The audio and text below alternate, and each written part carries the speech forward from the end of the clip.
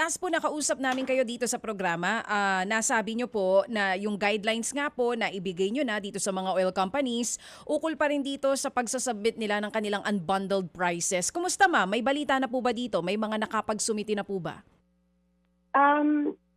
Supposedly ang deadline nila is Monday, and then my team is supposed to collate everything, Kailangan hinihintay ko lang ang report nila. But we'll report to you as soon as I get the as soon as I get the report from our bureau, Pero alam ko this week dapat tapos na 'yan. So, ang deadline po nila ay Monday. Ano po mangyayari doon sa mga oil companies na hindi aabot sa deadline nyo na Lunes? Then we have to make them explain, Hindi naman natin pwedeng kaagad lang ipasara kasi we also need their services right now, Pero yan po, yun yung tinatawag na show cause order or ipa-explain na kanya na bakit hindi sila nagko-comply ng directive ng DOE. But at the same time, we've already spoken to PCC, weeks ago pa.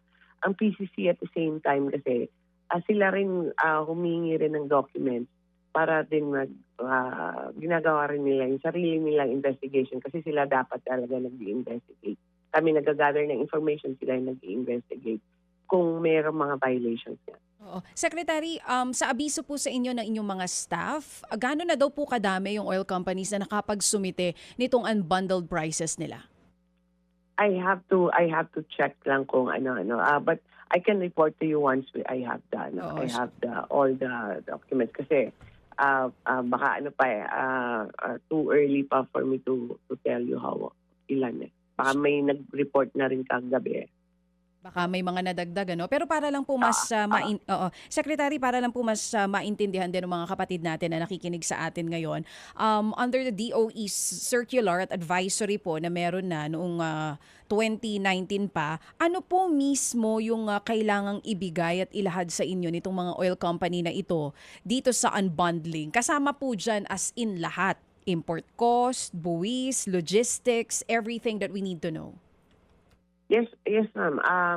Actually, dapat yan malaman kung magkano ba yung bili nila, magkano yung, kasi madali kasi i-double check yan kasi they're supposed to buy from internationally. So, yan sa international trading market nila, So, import cost, premium cost, insurance, transportation, magkano yung buwis na nabayaran nila, magkano yung kita nila.